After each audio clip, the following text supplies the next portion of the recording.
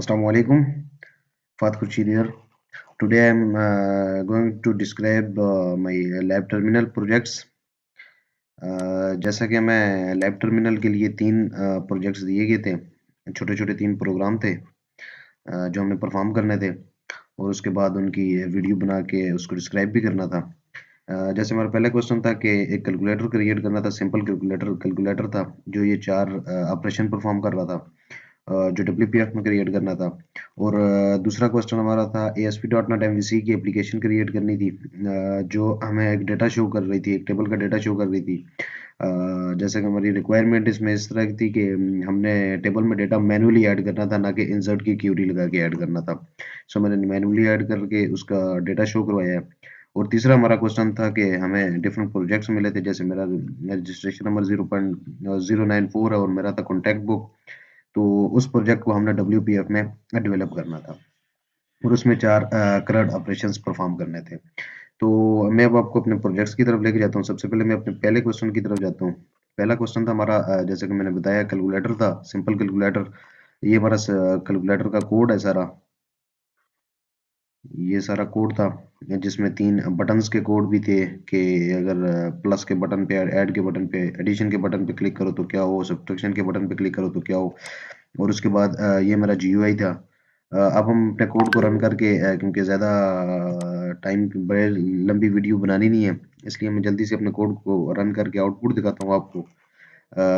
First number अगर मैं add करता हूँ 7 और सेकंड नंबर में ऐड करता हूँ 4, तो जब ऐड करने से ये क्या हो जाएंगे, 11 होने चाहिए। तो रिजल्ट में 11 शो हो रहा है। इन नंबर को मैं सब्ट्रैक्ट करता हूँ तो मेरे पास रिजल्ट 3 शो होना चाहिए। 3 शो हो रहा है। इन्हीं नंबर को मैं जब मल्टीप्लाई करता हूँ तो मेरे पास रिजल्ट 28 शो होना चाहिए। 28 शो हो रहा है। इन्हीं नंबर को जब मैं डिवाइड करता हूँ, क्योंकि मैंने एंड में रखे हैं, फ्लोट में नहीं रखे हैं, तो ये पॉइंट से पहला इग्नोर कर देगा, पॉइंट के बाद वाला लेगा। लिहाजा मैं कोई ऐसा नंबर लेता हूँ जैसे 12 है, तो उसमें अगर इसको मैं डिवाइड करता हूँ तो मुझे 3 आंसर मिलना चाहिए और 3 आंसर मिल रहा है। तो ये था मेरा पहला क्वेश्चन, जो कैलकुलेटर, सिंपल कैलकुलेटर पर हम डेवलप करना था। उसका मैंने आपको डेमो दे दिया कि वो वर्क कैसे कर रहा है मेरा प्रोग्राम। उसके बाद दूसरा क्वेश्चन था हमारा जैसे मैंने आपको बताया कि ASP.NET की एक वो एप्लीकेशन डेवलप करनी थी और वो हमें डेटा शो कराती, सिंपल डेटा उसने शो कराना था। सही है। जैसे इधर हमारी रिक्वायरमेंट में गिवन है सारा टेबल में कि create database terminal exam exam table, exam एक टेबल क्रिएट करना था, एट्रीब्यूट एग्जाम्स जो भी था उसके, ये उसके एट्रीब्यूट थे। सही हो गया। Create an action for home page, home page के लिए एक एक्शन क्रिएट करना था और फिर वो होम पेज पे हमें वो डेटा शो हो जाना चाहिए था। तो अब मैं अगर अपने प्रोग्राम की तरफ आऊँ तो ये मेरे प्रोग्राम का कोड था, जो कि अगर हमारे पास लंबी वीडियो बनाने का टाइम होता तो मैं आपको अपना कोड भी दिखाता कि मैंने कैसे इसमें कंट्रोलर और व्यूज ऐड किए हुए हैं। लेकिन जैसे कि वीडियो हमने थोड़ी शॉर्ट बनानी है, इसलिए मैं डायरेक्ट प्रोग्राम को रन करके आपको इसकी आउटपुट दिखाता हूँ।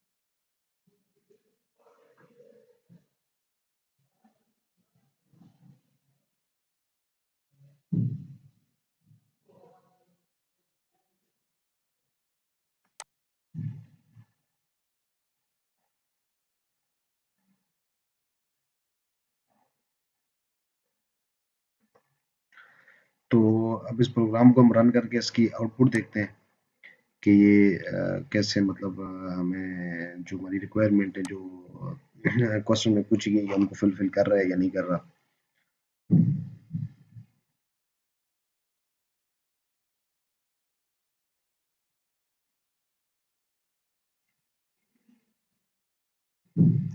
तो ये रहा मेरा project. Welcome to lab terminal. जैसे हमें बताया गया था सिर्फ उसमें आउटपुट होनी चाहिए। ये मैंने एक एक्शन डाला था, ये वो कॉन्टैक्ट बुक का एक एक्शन डाला था, उसमें मैंने अपना एक टेबल डाला है, नेम, टाइप और डेट। ये 3 अपने टेबल डाले हैं। सही हो गया, उसमें डेटा शो हो गया। जैसे सर ने हमें क्वेश्चन किया था कि हमने सिर्फ उसमें मैन्युअली डेटा ऐड करना है, तो हमने मैन्युअली डेटा उसमें ऐड किया। तो अब इस तरह है कि ये हमारा सेकंड क्वेश्चन था। इसमें हमने मैन्युअली डेटा ऐड करने करके शो करवाना था। तो जैसे हमें गिवन था इसमें क्वेश्चन में कि हमने ये 2 question create action for home page, वो भी क्रिएट किया हुआ है। ये देख लें। अ,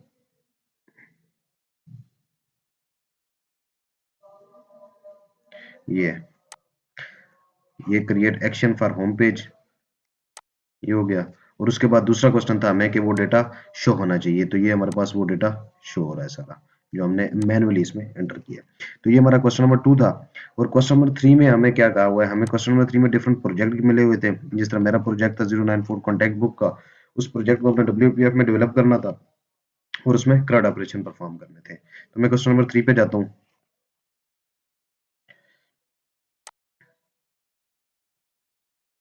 ये मेरा क्वेश्चन नंबर 3 है।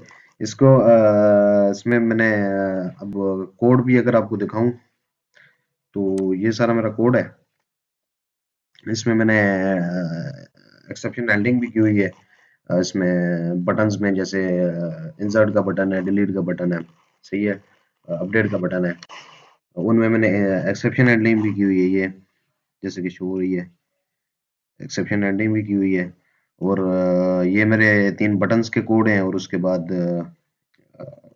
ये मेरे पास सारे इसमें कंट्रोल पड़े हुए हैं, सारे कंट्रोल ऐड किए हुए हैं, व्यूज ऐड किए हुए हैं, जो भी जो मेरे को मुझे रिक्वायर्ड थे वो सब कुछ ऐड किया हुआ है इसमें। तो अब कोड से बेहतर है, मैं आपको ये मेरा इसका GUI है। तो अब कोड सारा दिखाने से बेहतर है मैं डायरेक्ट इस पे आउटपुट पे जाता हूँ और आपको इसकी आउटपुट दिखाता हूँ कि ये प्रोग्राम काम कैसे कर रहा है। तो ये मेरा GUI सामने आ गया। अगर मैं यहाँ पे कोई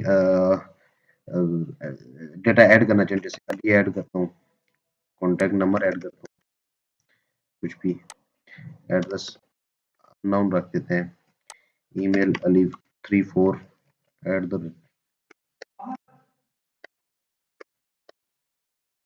gmail.com। ये मैंने एक इसको मैं अगर ये डेटा इंसर्ट करूं, तो सक्सेसफुली इंसर्ट हो जाता है। ये डेटा मेरा सक्सेसफुली इंसर्ट हो गया। अब जैसे मैं 5 का आईडी, अब इसमें मैं आईडी क्यों नहीं दे रहा, क्योंकि आईडी मैंने प्राइमरी की रखी हुई है और उस पे ऑटो इंक्रीमेंट लगा हुआ है, वो खुद बहुत जब मैं डेटा ऐड करता जाता हूँ। अब 3 के बाद 4 वाला जो डेटा था ये मैंने डिलीट कर दिया था, सही है, इसलिए 4 का इधर नहीं है। तो उसके बाद अगर मैं 5 वाला भी डिलीट करना चाहूँ, तो 5 डिलीट, 5 वाला भी डिलीट हो गया डेटा। अपडेट करना चाहूँ, जैसे मैं 3 का डेटा जो है ना वो अपडेट करना चाह रहा हूँ। 3 पे नेम बाकर लिखा हुआ है, मैं नाम रखना चाह रहा हूँ बाकर अली रखना चाह रहा हूँ, सही हो गया।